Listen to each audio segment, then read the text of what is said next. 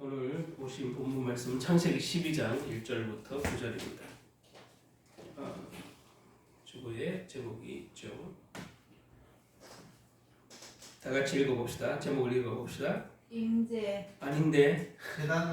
제단을 쌓는 아브라함. 제단을 쌓는 아브라함입니다. 임재는 찬양이었어요. 제단을 쌓는 아브라함, 오늘의 말씀의 제목입니다. 제단을 쌓더라라는 구절이 있어서 그대로 사용했습니다. 오늘 본문은 우리가 믿음의 조상이라고 하는 일컬음을 받는 아브라함이 등장하죠. 지난주에도 사실 이 구절이 반복되어 있죠. 지난주는 12장 1절에서 5절까지 읽었는데 오늘 조금 더 읽었죠.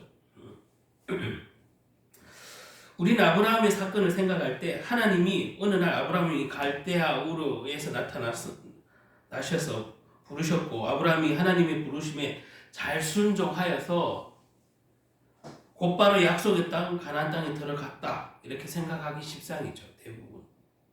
왜냐하면 타이틀이 일단 믿음의 조상이니까 그렇게 생각하기 쉬워요. 믿음이 좋아서 따라갔다 이렇게 생각하기도 쉽고 지난주에 잠깐 설교에도 말했지만 하나님을 말씀을 따라 갔다 오는 표현이 있긴 하지만 온전한 순종이라고 보기에는 좀 어렵습니다. 지난번에 얘기했지만 본토 친척과 아비를 버리는 게 하나님의 계획인데 친척도 안 버리고 아비도 안 버렸어요. 그냥 가라는 곳으로 이제 그냥 나서기를 한 거죠. 그래서 온전한 믿음은 아니었지만 어쨌든 그 결단도 사실은 쉬운 게 아니에요. 여러 가지로 조카 롯을 데리고 아버지와 함께 하란에 이르는 장면을 지난주에도 봤는데 어쨌든 갈 바를 아직 알지 못하고 나갔다고 분명히 기록되어 있어요. 그러면 어디로 가야 하는지 구체적에서 어느 땅으로 가야 하는지 그 땅에서 구체적으로 무엇을 기다리고 무엇을 해야 되는지 갈 바를 알지 못했다는 표현으로 알 수 있어요. 그냥 하나님만 바라보고 가는 거죠. 그냥 하나님이 약속하셨으니 하나님이 책임질 거라는 그 믿음으로 가는 거예요. 그냥 갈 바를 알지 못하고라는 것은. 그래서 하나님이 가나안 땅을 향해 나가라고 했다고 그 땅을 향해 나아갔다라고 성경은 기록하고 있는데 그 땅이 가나안 땅인데 우리는 아브라함이 처음부터 믿음이 정말로 좋았고 그 믿음대로 순종했더니 형통했다. 그래 생각하기 십상이에요. 비록 아브라함이 하나님을 말씀을 듣고 하나님을 바라보고 출발을 했지만 하나님의 명령대로 온전히 하지 못했죠. 반쪽짜리 믿음이라고 지난번에 순종이라고 말씀드렸듯이 롯을 버려야 됐고 아버지를 버리었어야 돼요. 좀 냉정한 얘기지만 본토 친척을 버리고 아비 집을 떠나라는 표현 속에는 자기가 의지하던 가족들과 친척을 다 버리라는 얘기고 심지어 그 환경적인 장소에서도 벗어나라는 얘기였기 때문에 사실은 온전한 순종이라면 아버지와 조카 롯을 데리고 나가지 말았어야 되는 게 맞죠. 어쨌든 다시 한번 반복하지만 이 절반의 믿음을 갖고 있는 특성이 지금 우리의 신앙과 비슷한 것 같아요. 반은 믿고 반은 내 육신의 생각이 있어. 하나님을 믿는데 뭐요? 내 생각과 계획이 있어.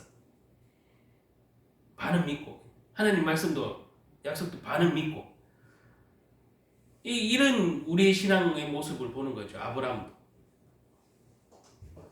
여러분도 믿습니다 기도해놓고 돌아서면 내 생각 얘기하고 내 판단 의지하고 내 경험을 얘기하고 내 경험을 믿잖아요. 그런 것처럼 아브라함도 하나님 말씀 믿습니다 가라니까 가야지요 라고 출발을 했는데 그렇지 못한 부분이 있죠.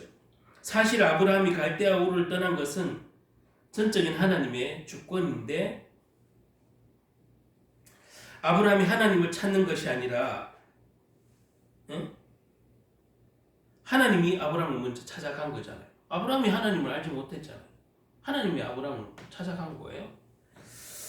그래서 아브라함을 부르고 쉽게 말하면 아브라함의 믿음이 하나도 없을 때 자신의 의도와는 아무 상관도 없이 어느 날 갑자기 아브라함 인생에 하나님이 탁 등장하신 거죠. 이게 하나님의 주권이고 조금 더 세밀하게 말하면 하나님이 우리 인생에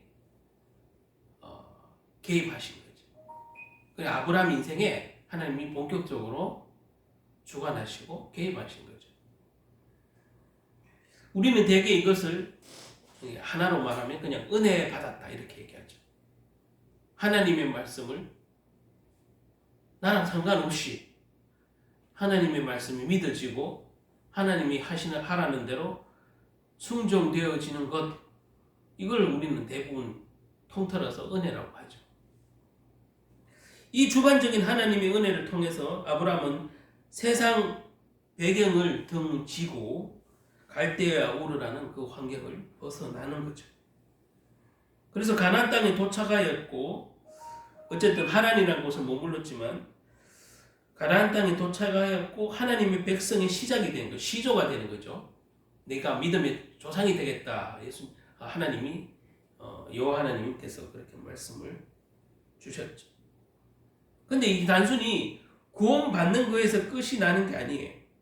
이제 구원받은 자로서 하나님 앞에 합당한 사람으로 성숙해져 가야 되는데 아브라함의 믿음도 이제 시작이에요. 시작에 불과한 사람을 하나님은 등장하자마자 네가 믿음의 조상이 될 거라고 선언부터 하셨죠. 아브라함이 믿음이 좋아서 그래 선언을 한 게 아니라 이제 시작에 불과한 신앙의 신자, 새신자와 다름이 없는 아브라함에게 네가 믿음의 조상이 될 거라고 먼저 선포부터 하시고 이제부터 본격적으로 신앙을 다듬어 가는 거죠.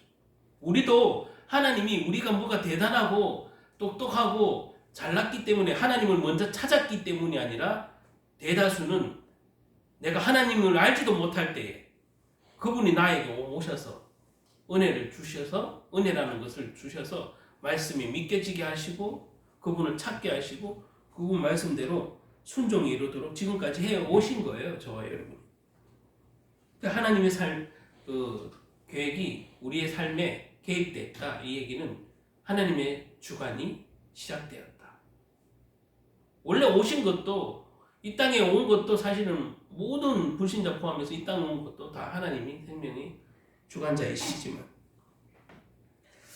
자 어쨌든 지금 아브라함이 하나님의 구원을 받은 하나님의 백성으로 하나님 앞에 성숙한 믿음의 조상이 되기 위한 다루심을 받는 거잖아요. 이제 믿음의 조상이 돼야 되잖아. 믿음의 조상이 될 거라고 선포부터 하셨으니까 하나님이 뭔가 일을 하시겠지요. 물론 여러 가지가 있겠지만 오늘 본문에 대표적으로 하나님이 아브라함을 이제 복경적으로 믿음의 조상이 되기 위해서 다루는 방법 중에 시작이 됐는데 아브라함이 그 하나님의 다루시는 이제 그 개입이 하신 본격적으로 개입하신 첫 다룸 중에 오늘 참 의미가 있는 것 같아요. 제단을 쌓았다. 아브라함의 믿음의 첫 성숙하게 하기 위한 하나님의 첫 어떤 개입 또 아브라함이 그 말씀에 순종한 것 중에 제단을 쌓았다. 하나님께 제단을 쌓았다. 이렇게 기록하고 있습니다. 7절 다시 한번 보면 여호와께서 아브라함에게 나타나 이르시되 네가 이 땅의 자손에게 이 땅을 내 자손에게 주리라 하신지라 자기에게 나타나신 여호와께 그가 그곳에서 제단을 쌓고 라는 표현이 있죠. 이 제단을 쌓았다는 것 오늘날 우리는 구약시대가 아닌 신약시대에 살고 있어요. 그러면 이 구약시대에 문자 그대로 제단을 쌓을 필요는 없는 거잖아요. 여러분들이 제사상을 차려서 양을 잡고 할 필요는 없는 거잖아요. 여러분의 재물을 그 제사상 앞에 하나님 물론 그게 하나님이 경배의 대상이 하나님이지만 여러분이 상을 차려서 그 제단을 무슨 불신자가 하는 제사처럼 무슨 과일 얹고 돼지 뭐 얹고 뭘 얹고 이렇게 하나님께 하는 제사가 아니에요. 저와 여러분이 지금은 구약 시대가 아닌 신약 시대에 살고 있고 은혜의 시대에 살고 있는데 이 제단은 구약 문자 그대로의 제단이 필요하진 않아요. 그런데 우리는 그 제단의 또 다른 신약 시대의 모습이 뭐예요? 예배잖아요. 예배. 저와 여러분은 예배를 드리는 것이 마땅하고 하나님의 백성으로서 살아가기 위한 가장 첫 시험, 첫 관문이 뭐예요? 예배 드리는 일이에요. 아브라함도 이제 곧 첫 시작이 뭐예요? 예배로 시작하게 된 거예요. 제단을 쌓았다. 아브라함의 첫 삶이 하나님 백성으로서의 첫 삶이 신앙생활이 쉽게 말하면 아브라함도 이제 신앙생활의 시작인데 첫 삶이 뭐로 시작이 됐어요? 제단을 쌓았다라는 표현 속에 예배가 시작되었다. 지금으로 말하면 신앙생활의 시작은 뭐요? 예배예요. 시작과 끝이에요. 사실 예배. 이게 하나님과의 교제고, 그렇죠? 가나안 땅에 들어간 아브라함이 제일 먼저 한 일은 오늘 하나님을 예배하는 일이에요. 가나안 땅에서 제일 먼저 한 게 농사 지었나? 아니에요. 농사 지은 게 아니 먼저 나오는 게 아니라 가나안 땅에서 제일 먼저 하나님께 제단을 쌓았는 예배하는 일을 시작했다.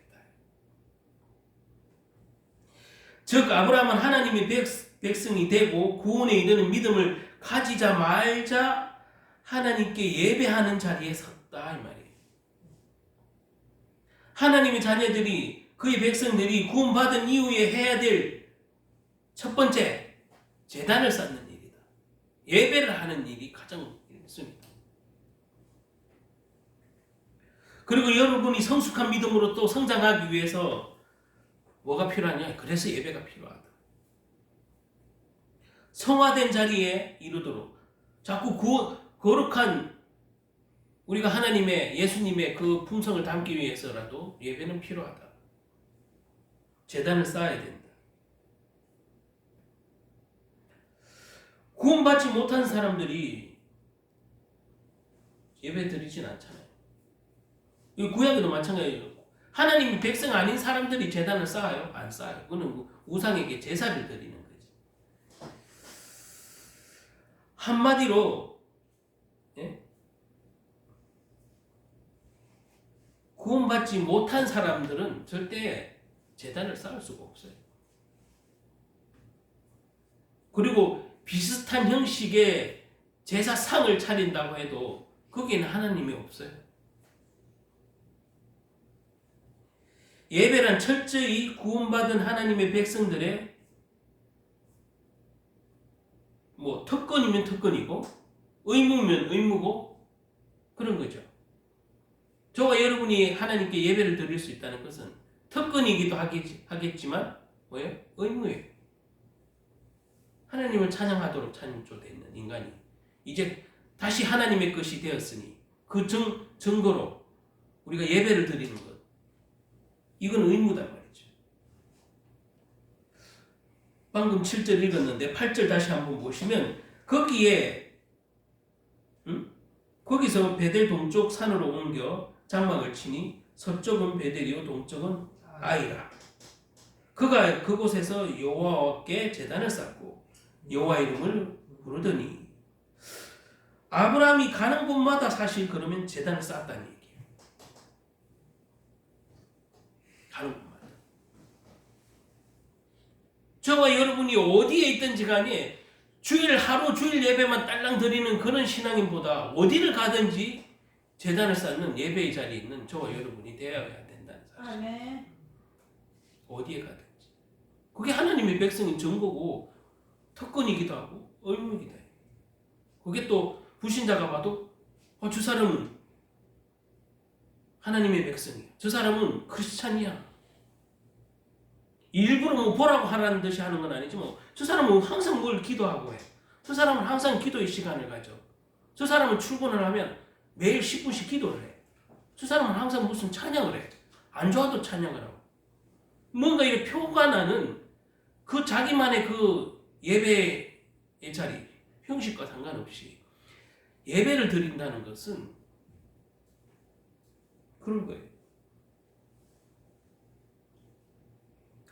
아브라함에게 있어 제단은 하나님에 대한 믿음의 표시인 거죠. 가는 곳마다 제단을 쌓았다. 이 얘기는 믿음의 표시인 거예요. 표가 날 수밖에 없는 거지. 그리고 하나님을 믿는 백성이 하나님 믿는 표가 나게 마련이 일부러 표를 내고 다니는 건 아닌데 표가 나게 되는 거예요. 이 얘기는 예배 자리에 항상 있는다는 얘기고 항상 기도를 놓치지 않는다는 얘기. 우리는 오늘 아브라함의 모습을 통해서 구원받은 성도에게 왜 하나님은 예배를 드려야 하는지, 이 땅에 살면서 예배가 필요한 이유가 무엇이며 어디에 있는지 한번 살펴보는 시간이 됐으면 좋겠습니다. 예배가 필요한 이유, 우리가 예배를 드려야 하는 이유, 다시 한번 정리하자면 그 첫 번째 뭐겠어요? 믿음의 표현이에요. 예배는 믿음의 표현이에요. 누가 뭐래도 믿음의 표현이에요. 안 믿는 불신자가 예배를 드리겠어요? 예수님을 아니면 교회 다니는 것을 종교 생활하는 사람은 예배를 드릴 수가 없어요, 사실. 왜냐하면 그 자리에 앉아있을 수는 있는데 그건 참여지.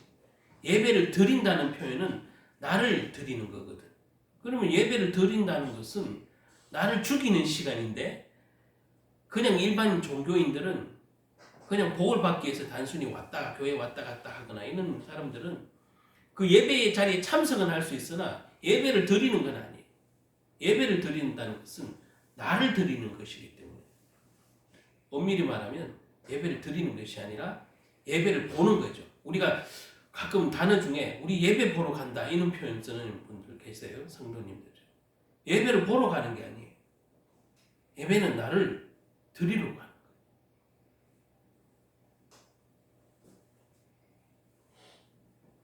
아까도 그 기도할 때 말씀하셨지만 모리아산에 이삭을 바치러 가는 것이에요. 하나님이 말씀하시는 것대로 나를 바치러 가는 것이고, 하나님이 그 언약대로 나의 모든 것을 드리러 가는 건데, 안 드리고 그냥 예배의 자리에 있다고 해서 그거는 예배를 드리는 게 아니지. 참여자지, 참여자. 예배를 보러 간다. 자, 우리가 예배를 드리는 그 목적은 믿음의 표현이라고 방금 말씀드렸는데, 그 믿음의 표현은 결국에는 다른 말로 하면 우리가 예배를 드려야 하는 이유는 감사예요. 모든 것이 하나님의 은혜다. 모든 것이 하나님이 나를 관여하고 있기 때문에 감사하다. 오늘 본문에 아브라함이 왜 제단을 쌓았습니까? 우리는 아브라함이 제단을 쌓았던 동기를 주목해 볼 필요가 있어요. 자, 1절에서 3절을 보시면 여호와께서 아브라함에게 이르시되 너는 너의 고향과 친척과 아비 집을 떠나 내가 내게 보여줄 땅으로 가라. 내가 너를 큰 민족을 이루고 내게 복을 주어 내 이름을 창대하게 하리니 너는 복이 될지라. 너를 축복하는 자는 내가 복을 내리고 너를 저주하는 자에게는 내가 저주하리니 땅의 모든 족속이 너로 말미암아 복을 얻을 것이다. 이게 12장 1절에서 3절인데, 하나님께서 아브라함이 아무 공로가 없음에도 불구하고 뭐부터 했어요? 선포부터 했어요. 아무 공로, 하나님이 알지도 못할 때. 근데 나타나셔서 본토 친척 아비 집을 떠나라. 너를 저주하는 자는 내가 저주하겠고 너에게 너를 축복하는 자는 내가 그 자에게도 복을 내리고, 일단 하나님의 계획부터 얘기해 주는 거죠. 그렇죠? 하나님의 약속부터 던지는 거예요. 자, 이렇게 아무 공로가 없던 아브라함에게 일방적인 축복의 선언이, 일방적인 하나님의 선포예요. 약속의 선포. 우리는 아브라함이 뭘 잘해서 일단 복을 받았다고 생각하는데 이건 아니에요. 이게 바로 구원과 닮은 거예요. 구원은 내 공로가 아니고 네가 앞으로 잘 신앙생활 할지 안 할지 내가 보고 구원을 줄게가 아니라 구원을 일단 해놓고 뭐요? 다루신다 이 말이에요. 구원을 일단 해요. 여러분이 어떤 행위로 구원을 하나님께서 다음에 제가 신앙생활 잘하는지 70년 만약에 수명이면 70년 동안 신앙생활 잘하는지 보고 구원 줘야지 이러는 게 아니라 이 구원이라는 걸 자꾸 착각하고 잘못 설교하는 분들도 많으시고 그렇게 알고 있는 성도님도 많으신데 구원은 이 영적인 얘기잖아요. 영적인 사실인데 영적인 신분이 여러분이 완전히 바뀌는 거예요. 마귀의 종에서 하나님의 종이 되는 것인데 하나님의 자녀들이 되는 것인데 너희들 앞으로 신앙생활 60년 동안 잘하는지 보고 내가 주겠어. 이런 구절이 성경 구약이든 신약이든 한 구절도 없어요. 나의 신분은 예수 그리스도를 영접함으로 말미암아 뭐요? 즉각 일어나는 현상이 눈에는 안 보이죠. 그런데 내 행실은 예전의 모습이 그대로 남아있어요. 이것은 아브라함을 부르는 것처럼 하나님께서 일방적인 선포를 하시고 내가 너를 쓰겠다고 하는 약속인 거예요. 그렇잖아요. 여러분을 쓰겠다고 하는 약속인 그 증거가 여러분을 불렀다는 사실이에요. 그게 구원받았다는 사실이에요. 예수님의 제자들도 한번 살펴보세요. 그들의 행실을 보면 예수님을 수제라고 우리가 수제자라고 일으키는 그 베드로도 3번이나 배반했으면 사실 인간적으로 봐도 이건 3아웃이야 그냥. 그죠? 삼진아웃이야. 이 제자로서 가치가 없어. 안 그렇겠어요 여러분? 여러분은 만약에 3번 배신하면 그 사람 믿고 뭐 앞으로 쓰겠어요? 안 쓰잖아요. 근데 예수님은 그렇지 않으셨어요.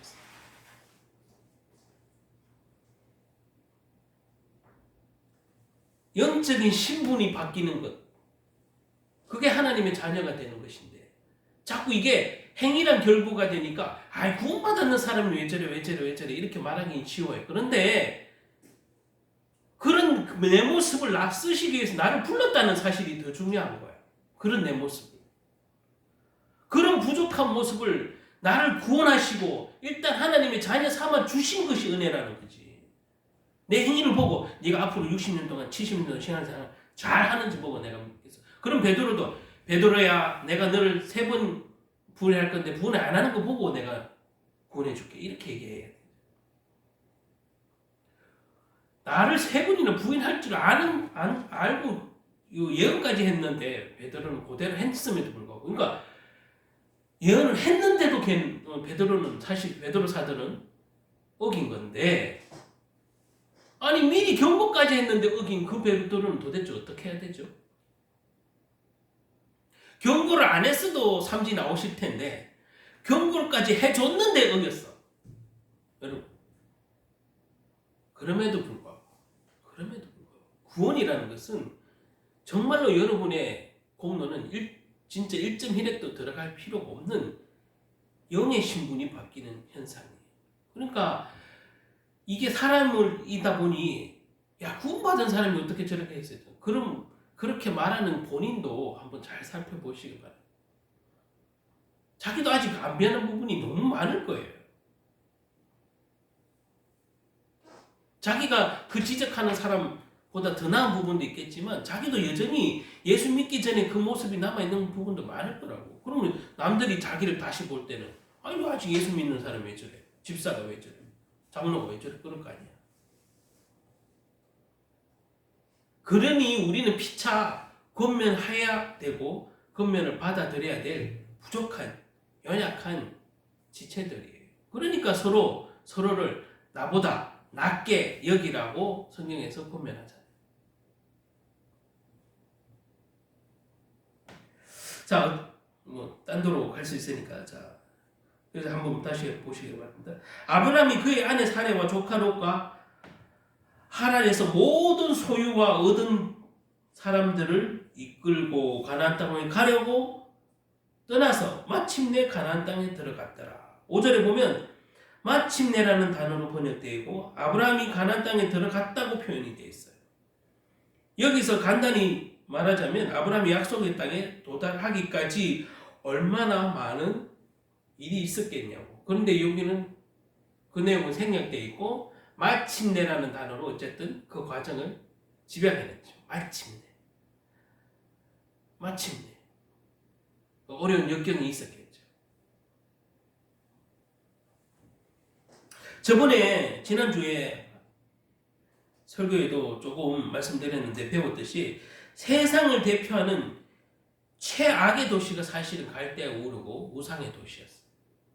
문화적으로는 발달했지만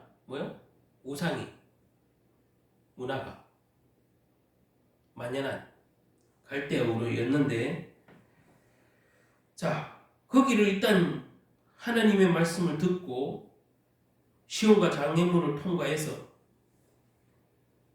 이 사실은 시험의 가장 걸림돌은 지난주에 얘기했지만 하란이라는 곳에 머물게 되는데 약 6년 정도 머물렀다고 하는데,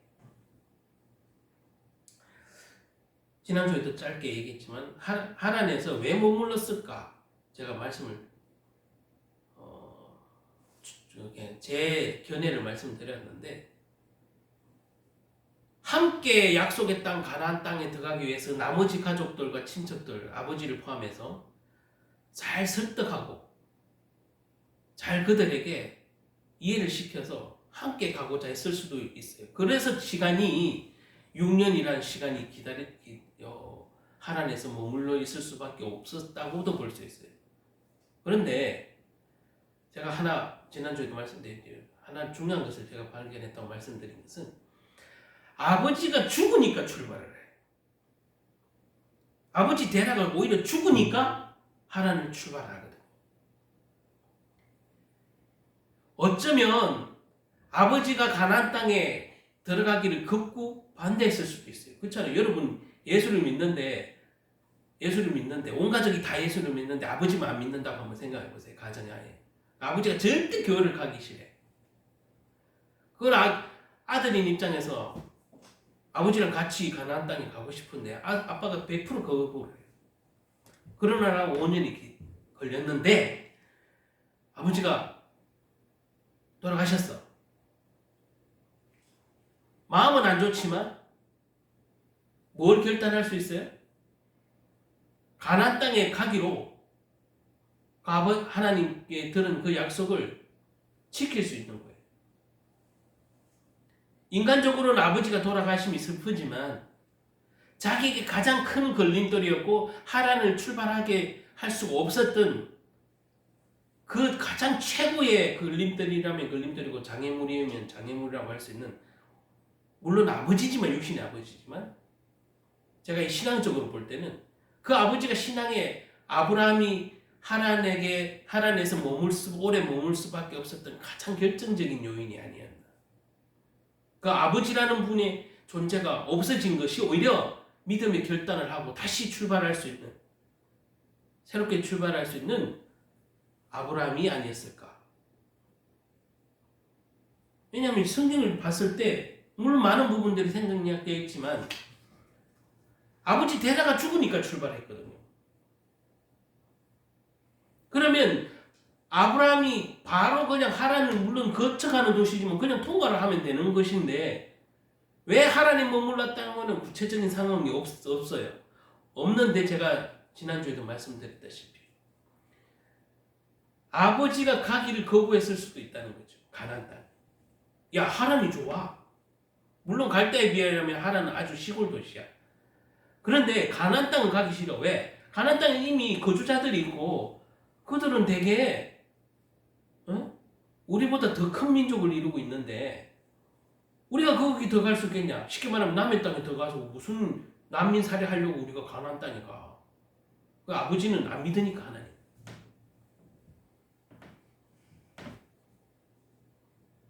그런 면에서 어떤 신앙의 가장 장애물이 아니었을까 생각이 드는 것은 아버지가 어쨌든 돌아가시니 데라가 죽으니까 아브라함이 그동안에 모았던 재물과 또 사람들, 데리고 가나안 땅으로 출발했다고 되어 있어요.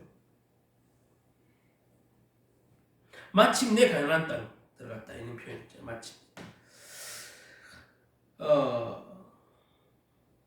그런 어떤 어려운 역경 가운데 어쨌든 하나님께서 아브라함을 인도하여 주셨고 마침내라는 표현 속에 약속의 땅에 도달하게 되었는데 마침내 구원의 자리에 이르는 거예요. 지금 우리로 모습으로 보면 마침내 구원의 자리에 이르는 거다.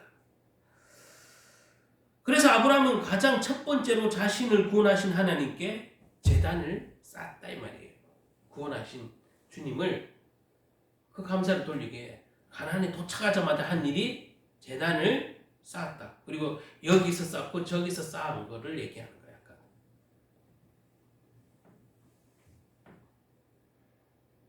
그래서 우리가 주님께 하나님께 예배를 드리는 목적 중 하나가 바로 구원의 은혜를 감사하는 거다 이 말이에요.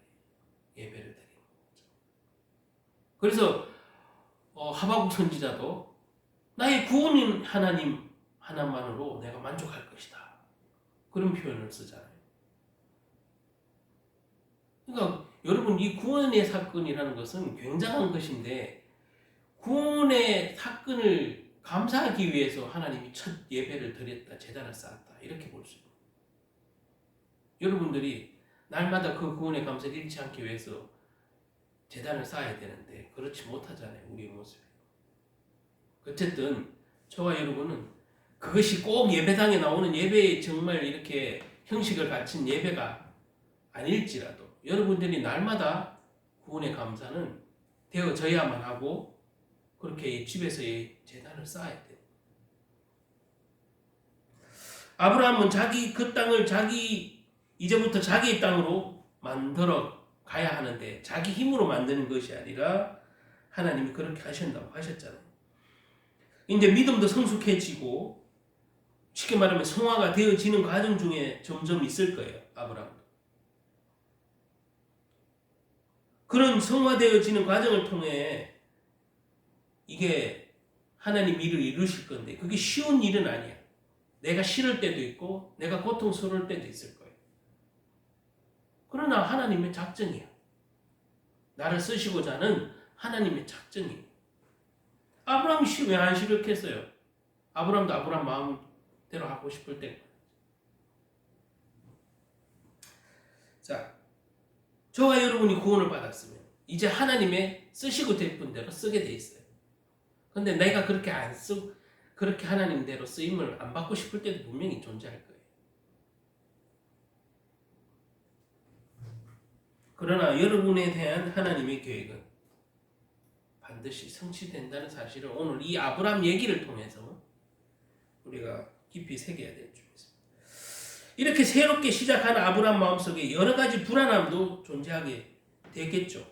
새로운 전혀 본토 친척 아버지 내가 살지도 않았던 곳에 타지에 와서 살아라 그러면 여러분 가나안 땅이라는 곳에 들어가 살기가 쉬웠겠냐고 인간적으로 보면 쉬운 일은 아니잖아요. 어떻게 살지도 막막하고 무슨 일을 하고 살아야 될지도 막막할지도 몰라요.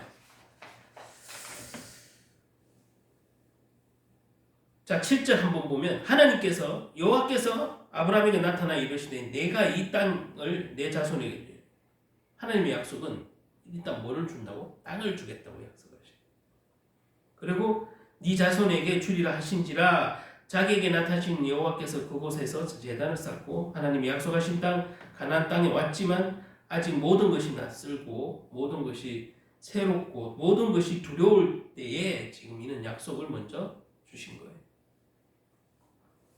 저와 여러분도 2020년 한 해에 한 번도 가지 못한 일을 해야 되고 한 번도 가지 못한 곳에서 모르는 곳에서 뭔가를 시작하고 도전해야 될 수도 있어요. 그러나 여러분 하나님 약속을 붙들고 하나님의 자녀의 신분을 잊지 말고 날마다 감사의 제단을 쌓는다면 하나님이 하실 것이에요. 여러분들이 2020년에 날마다 나의 제단을 쌓아 그렇게 고면드리고 싶어요. 그것이 승리하는 비결이에요. 그게 하나님의 자녀된 최상의 것이에요, 사실.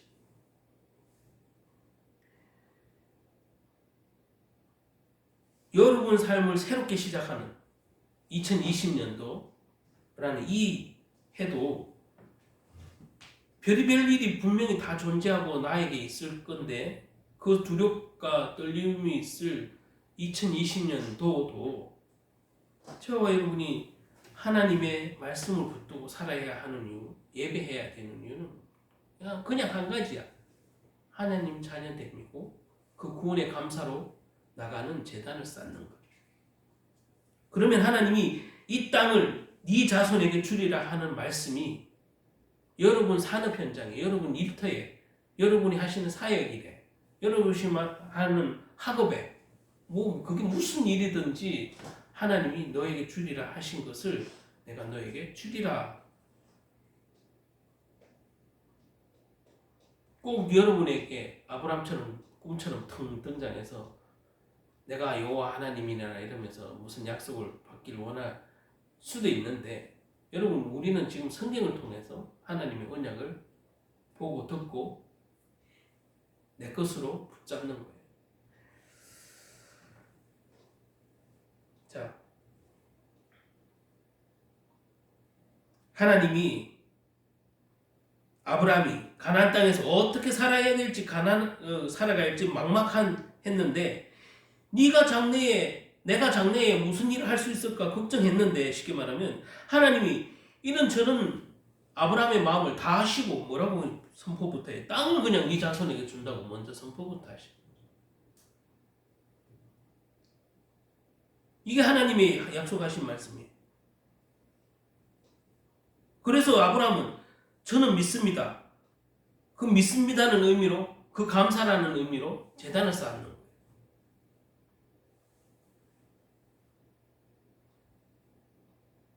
그래서 이 제단은 다시 한번 정리를 하자면 감사의 제단이다. 구원의 감사의 제단이고 또 축복을 약속하신 하나님의 그 약속에 대한 감사의 제단. 구원의 감사에 의한 감사의 제단이고, 두 번째는 약속하신 축복에 대한 그것을 믿음으로 아멘하는 감사의 제단이다. 우리 역시도 똑같아요. 여러분들이 구원의 감사의 제단을 쌓아야 되고, 여러분이 하나님의 약속을 믿는 믿음의 그 제단을 쌓아야 되는 거예요. 내가 그 약속을 믿겠다, 아멘입니다라는 믿음의 제단을 쌓는 거죠.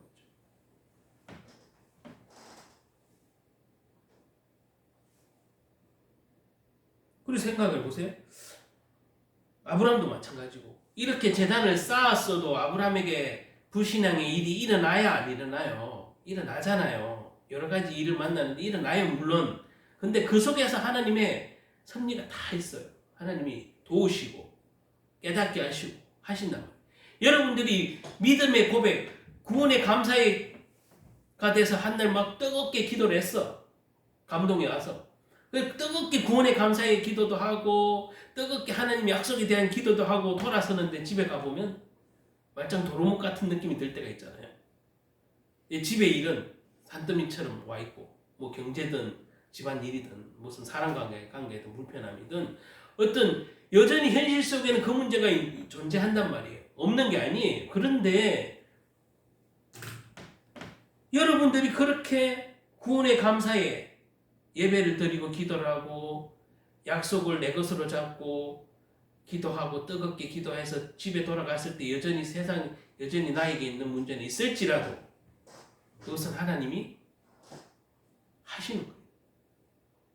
우리는 그 하실 일을 기대하고 기도하는 것이고, 내가 하나님 자녀라는 신분은 거기서 누리는 거예요.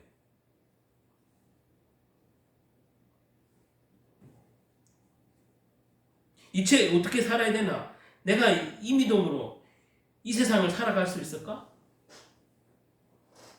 내가 과연 하나님 백성 된 자녀로서 아이고 이 고난과 환난이 없으면 좋겠는데,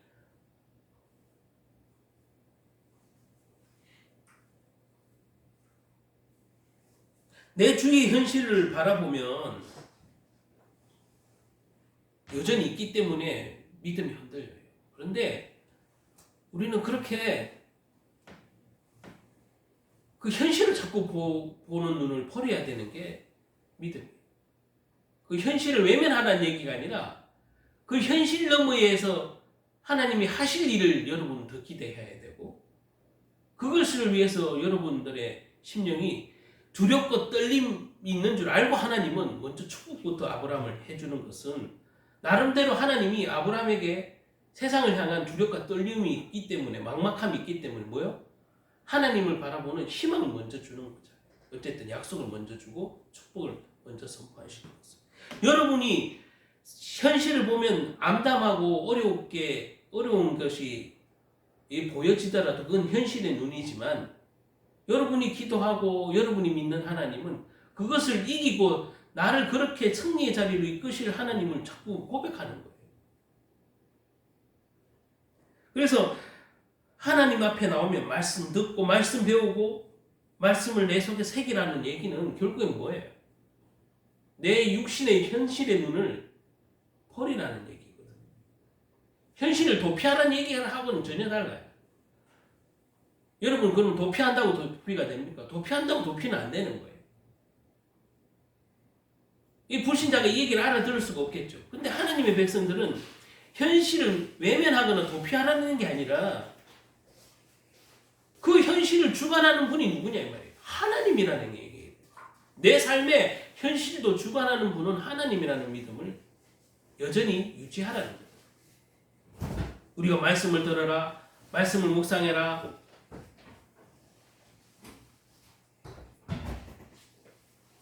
우리를 향한 하나님의 약속을 발견하게 된다는 거예요. 여러분이 재단을 쌓을 때.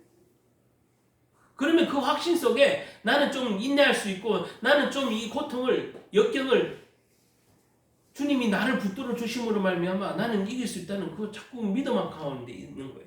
근데 사단은 그렇게 안 하죠. 자꾸 두려움 가운데 내 스스로 나를 올가매도록 하는 거죠. 주님이 나를 지켜주신다.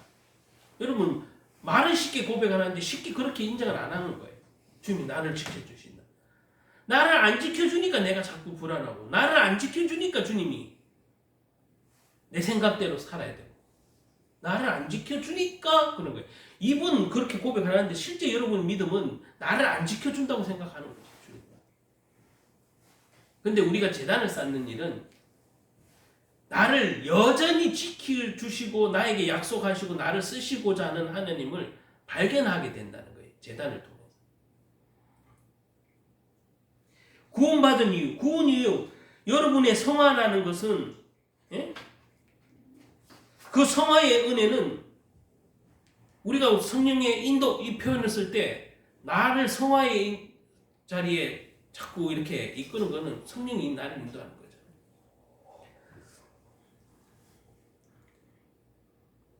이게 하나님 보시기에 합당한 믿음이 아직은 아닐지 몰라도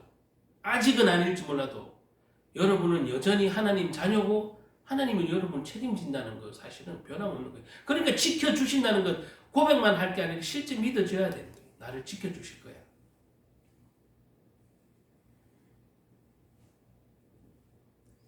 이 약속들을 우리는 성경에서 배우는 것이고, 이 약속들을 믿어야 되는 것이고, 또 믿어지게 돼 있어요. 구원받은 하나님의 백성. 또 틀렸다면, 내 판단으로 육신의 생각으로 했다면 깨닫게 하시는 거잖아요. 성령님은 나를 회개케 하시고 깨닫게 하시는 거예요. 어쨌든 저와 여러분이 오늘 이 아브라함을 보면서 감사의 편으로 예배를 드렸다. 제단을 쌓았다. 그것이 구원의 감사요, 약속에 대한 감사요. 나를 향한 하나님의 은혜에 대해서 감사와 찬양을 드리는 여러분 인생이 되시기 바랍니다. 예배가 필요한, 예배를 드려야 한 이유, 두 번째 이유는 누가 뭐래도 우리를 공격하는, 우리 인생을 실패시키려고 하는 존재가 있기 때문에, 여러분들이 예배를 드려야 되는 두 번째 이유는 승리하는 삶을 위해서 예배를 드립니다. 그거는 곧 보이지 않는 사단과의 싸움이에요. 나를 저주와 재앙만 가운데, 불신앙 가운데 빠뜨려 놓는 이 사단으로부터 이길 힘은 예배밖에 없는 거예요. 여러분이 예수님을 붙드는 일밖에 없는 거예요. 그래서 이 감사의 제단을 쌓는 여러분이 예배를 드리는 이유, 두 번째 큰 이유는 승리하는 삶을 위해서. 왜? 나도 승리하고 싶죠. 근데 내 힘으로 할 수 없어요. 주님이 나를 지켜주셔야 하는 거야. 그 얘기는 거꾸로 얘기를 하면 사단은 나의 삶이, 내 인생이 뭐요? 실패하기를 원하죠. 사단은. 신앙생활을 실패하고 육신의 생활도 실패하고 모든 영육 간에 다 사단은 실패하기를 바라요. 하나님을 떠난 삶. 그러니까 그 존재를 위해서 맞서 싸우는 게 예배예요. 아브라함이 제단을 쌓았던 또 하나의 중요한 이유는 승리하는 삶을 위해서 그런 거예요. 6절을 다시 한번 보시면 아브라함이 그 땅을 지나 세겔 땅, 모래 상수리 나무에 이르니 그때에 가나안 사람들이 그 땅에 거주하였더라. 자, 아브라함이 약속의 땅 가나안 땅에 왔지만 거긴 이미 누가 거주하고 있다고 가나안 사람들이 거주하고 있는 거예요. 쉽게 말하면 남의 땅이에요. 더 솔직하게 남의 땅에 하나님이 약속했다고 들어왔는데 이방인인데 그들이 가만히 놔두겠어요. 쫓아내지.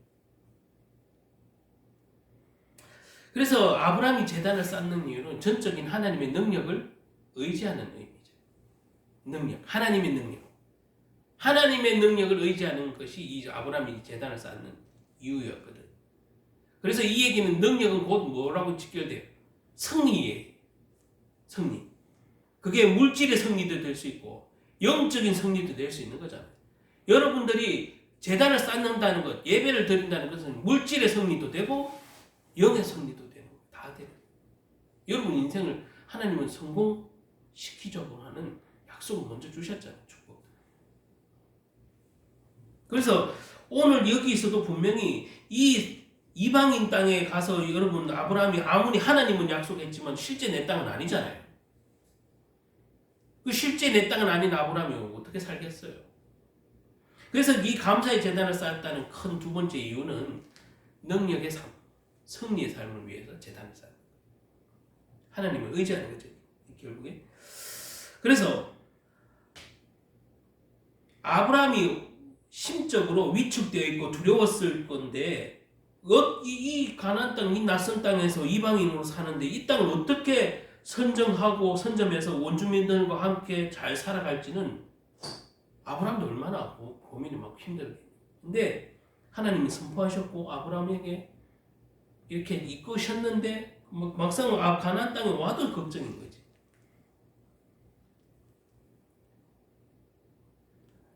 (7절에) 내가 이 땅을 네 자손에게 주리라. 이게 하나님의 계획이면 이루어지겠어요? 아니면 이루어지는 거예요.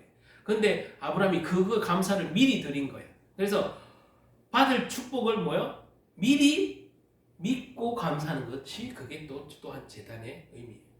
미리. 축복은 미리 주셨고 응답은 아직 안 왔지만 그 주신 축복대로 이루어질 것을 믿고 드리는 것이고 그 믿는다는 것은 전능하신 하나님이라는 의미이죠. 그래서 신약 시대에도 예수님이 가장 많이 하신 말씀 중에 알고 보면 뭐예요? 두려워 말라. 염려하지 마라. 예수님도 제자들 틈만 나면 그 얘기 하는 것인 거예요. 세상이 두렵고 염려될 일이 많기 때문에 거꾸로 예수님은 그 반대로 얘기하신 거죠. 두려워 말라. 겁내지 말라. 염려하지 마라.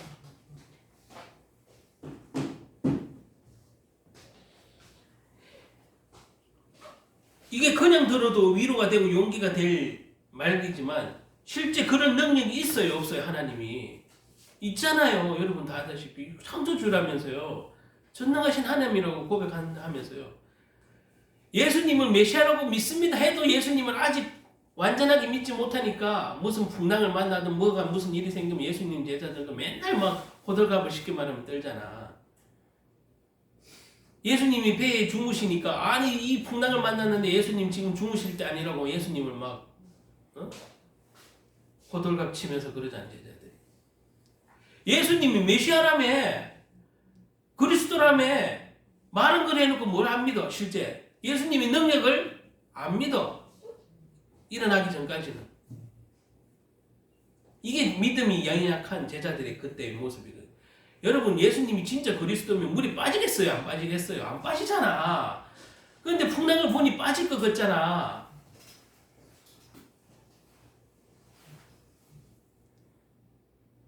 여러분이 어떤 문제를 만났을 때 이게 끝날 것 같고 여기서 죽을 것 같은데 끝나는 게 아니야. 누가 붙들어 주시니까? 그분이 나랑 함께 있으니까. 그분이 예수님이 나랑 함께 있잖아. 이 구약 시대는 하나님이 너와 함께 하겠다고 약속했는데 그게 이제 현실 보니까 막막하잖아.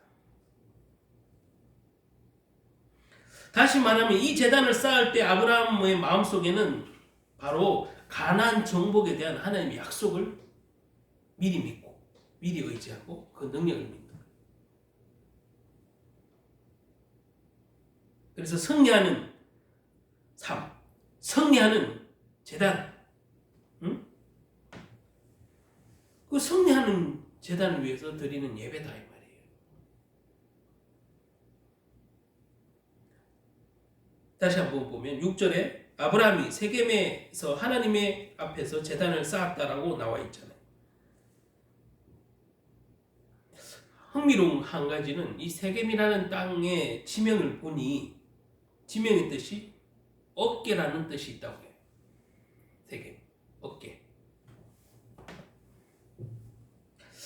어깨는 이 히브리 사람들이 생각하는 그때의 상식에서는 뭐를 상징하냐면 어깨는 힘과 능력을 상징해요. 여러분 하나님의 팔 이런 표현 쓸 때 하나님의 팔이라는 것은 이 팔이라는 힘이라는 것은 대부분 어디에서 나와요? 어깨에서 나와요. 어깨. 그래서 이 세겜도 보면 이 지방의 세겜의 땅에 제단을 쌓고 하나님의 능력, 하나님의 힘 이런 의미가 있을 것 같아요. 그래서 여러분들도 아브라함이 지금 세겜 땅에 제단을 쌓고 표현되어 있잖아요. 이 가나안 땅에서 어떠한 삶에 직면할 수 있는 어려움이 있을지 모르겠으나 하나님께서는 나에게 힘을 공급받아서 내가 승리할 것이라는 것을 다시 한번 예배 제단을 쌓은 일을 통해서 이렇게 내가 하나님의 능력을 공급받아 내가 이 땅에서 승리하는 삶을 살 수 있을 거라는 그 감사의 예배입니다. 마치겠습니다. 자, 어쨌든 저와 여러분이 오늘 이 가나안 땅에 들어간 아브라함을 보면서 여러 가지 생각을 해봤습니다.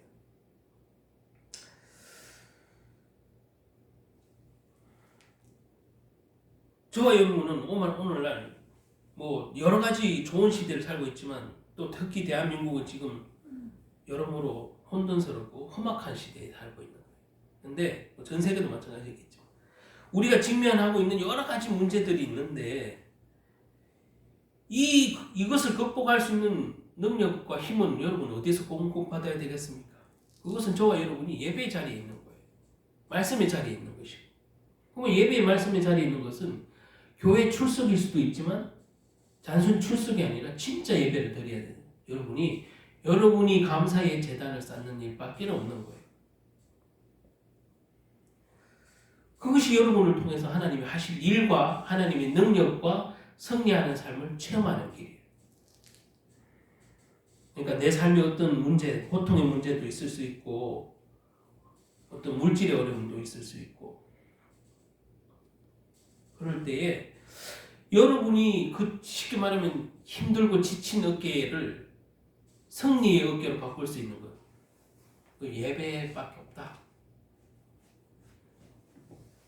예배 시간에 하나님 앞에 찬양과 기도를 드리고 또한 말씀 속에서 나를 향한 하나님의 약속들을 들을 때마다 깨닫고 위로와 용기를 얻고 또한 하나님의 사랑을 체험하고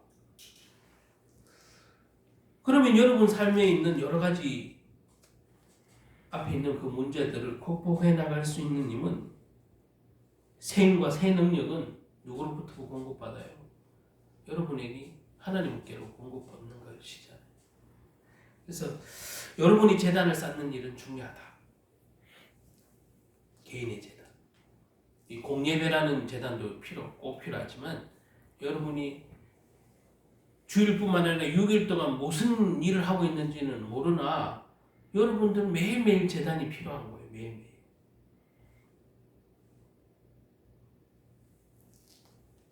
자신에게 약속하신 하나님의 말씀 예배를 통해서 확인하고 여러분의 신분과 정체성을 다시 한번 깨우고 또 영적인 무장을 하고 이런 시간이 예배의 시간이 아니에요. 재단을 쌓는 일이. 그런 의미에서 저와 여러분은 지금 이번 아브라함처럼 이제 믿음의 첫 시작일지도 몰라요. 아직 어리지만. 믿음이 연약하고 어리지만. 그러나 여러분의 인생을 이제 하나님이 개입하시고 완전히 주관하고 계신다는 사실을 오늘 이 아브라함 얘기를 통해서, 사건을 통해서 확신하시고 우리의 승리의 삶, 능력의 삶, 또 구원의 감사에 대한 삶 살아갈 수 있기를 예수님의 이름으로 축복합니다. 아멘. 마치겠습니다. 하나님 감사합니다. 우리가 아브라함이 감사의 제단을 쌓았고 특별히 구원의 감사의 제단을 쌓았고 약속에 대한 믿음의 감사의 제단을 쌓았고 또한 하나님이 주신 그 능력에 대한 감사의 제단을 쌓았고 또한 이 불안한 현실 가운데 그 능력의 힘이 어디서 오는지에 대한 전능하신 하나님을 향한 그 믿음에 대한 감사의 제단을 쌓았습니다. 하나님 우리도 아브라함처럼 이제 믿음의 조상이 되기를 원하는데 믿음의 조상은 하루아침에 이르는 것이 아니라 이렇게 하나님의 섭리 가운데 하나님이 우리 인생의 경륜 가운데 우리를 다루시고 그 성화의 자리에 인도하실 때에 하나님이 쓰시고자 하는 그리고 약속하신 그 축복대로 사용하시고자 하는 대로 하나님이 나를 만들어가고 계신다는 사실을 또 한 번 배웁니다. 오늘 이 자리에 예배를 듣고 또 참여한 예배를 드리고 있는 모든 성도들 심령 속에 삶 속에 하나님이 세밀하게 간섭하여 주시고 역사하여 주시옵소서.